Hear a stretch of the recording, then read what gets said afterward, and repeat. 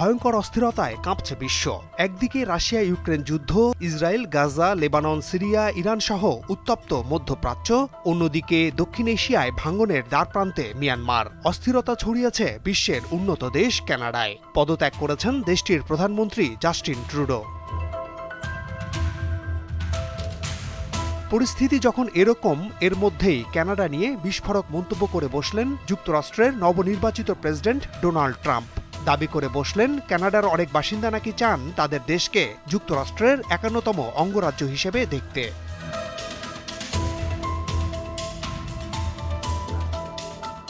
কেন তিনি এই মন্তব্য করলেন তা জানতে বিষয়ের একটু গভীরে যাওয়া যাক। আগামী ২০ জানুয়ারি যুক্তরাষ্ট্রের প্রেসিডেন্ট হিসেবে দায়িত্ব গ্রহণ করতে যাচ্ছেন ডোনাল্ড ট্রাম্প। বেশ আগেই তিনি ঘোষণা দিয়েছিলেন কানাডা থেকে আমদানি করা পণ্যের ওপর ২৫% শুল্ক আরোপ করবেন তিনি।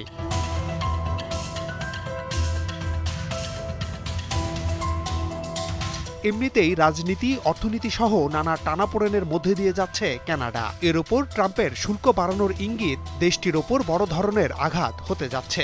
এই প্রসঙ্গ উল্লেখ করে ট্রাম্প বলেন, কানাডা যদি যুক্তরাষ্ট্রের সঙ্গে একীভূত হয় তাহলে দেশটির কোনো বাণিজ্য শুল্ক দিতে হবে না, করের পরিমাণও কমবে। সম্প্রতি নিজের মালিকানাধীন সামাজিক যোগাযোগ মাধ্যম ট্রুথ সোশ্যালে একথা বলেন যুক্তরাষ্ট্রের নবনির্বাচিত প্রেসিডেন্ট ডোনাল্ড ট্রাম্প।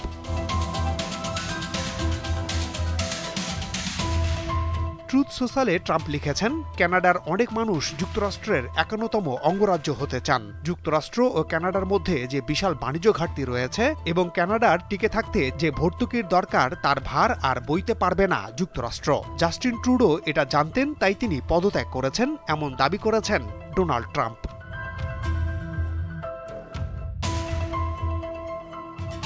যুক্তরাষ্ট্রের সঙ্গে একীভূত হলে কানাডা নানা সুযোগ সুবিধা পাবে বলে পোস্টে উল্লেখ করেছেন ট্রাম্প। তিনি বলেছেন, কানাডা যদি যুক্তরাষ্ট্রের সঙ্গে একীভূত হয় তাহলে শুল্কের পরিমাণ কমবে, করও অনেক কমে আসবে। এছাড়া রাশিয়া ও চীনের জাহাজগুলো কানাডাকে ক্রমাগত ঘিরে ফেলছে। দেশ দুটির এই হুমকি থেকে নিরাপদে থাকবে অটোয়া। যুক্তরাষ্ট্র ও কানাডা মিলে মহান একটি দেশ হবে বলে উল্লেখ করেন ডোনাল্ড ট্রাম্প।